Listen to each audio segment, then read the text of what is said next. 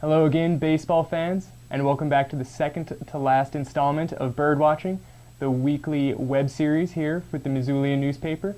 I'm your host, AJ Mazzolini. It finally became official over the weekend. The Missoula Osprey will not repeat as Pioneer League champions. On Friday, they lost to the Helena Brewers in an 11-3 game. They finally clinched their losing season and knocked them out of the playoffs with about a week left in the regular season. Now that means Great Falls is going to be the second half champion, which really was no surprise considering they've been the hottest team for the last 6 weeks or so.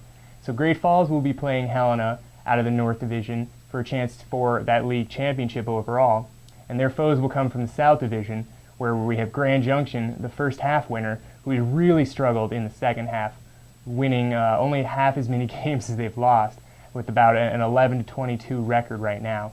And Grand Junction isn't sure of its first round opponent quite yet. The Idaho Falls Chuckers lead Orem by 3.5 games with only about 5 to play, so they definitely have the inside edge. But that doesn't mean that Orem can't make a little charge here and get another spot into the playoffs and keep their season running for about another week or so. Now those playoff games will be starting next Monday after the season finales are all played out here on Sunday. After the Voyagers lost 2 games to Helena to start this last week that officially eliminated them, they came back home after a 9-game road trip to face those Great Falls Voyagers, who they've been chasing for this entire second half. And they split the first 4 games of a 5-game series, a little bit of an irregularity there with that long series. 1 game to Great Falls, 1 game to Missoula, 1 game to Great Falls, 1 game to Missoula. Included in that was pitcher Felipe Perez's 6th win of the season. The Missoula ace started this season off remarkably hot, if you remember. He had a pair of complete games, and one of those being a shutout on under 90 pitches, which is unheard of in the Pioneer League season. He's really leveled off since then, and hasn't quite lived up to those amazing expectations right at the beginning of the year. But then again, I mean, he was on fire like nobody else in the league. The rest of the Pioneer League still only has 2 complete games pitched from its starters, and Perez has 2 by himself, and those both came within the first month or so of the season. The Osprey ran into the other really hottest pitcher in the league all season, Jake Sanchez from Great Falls. He ended up winning the league's Pitcher of the Year award because he's been a little more consistent. He's got an ERA under 3, he leads the league in strikeouts and whip and opponent batting average, and really every category you want from your number 1 starter. And he put down the Osprey in an 8-0 victory for Great Falls on Tuesday, just 1 more game to bury Missoula into the cellar of the North Division.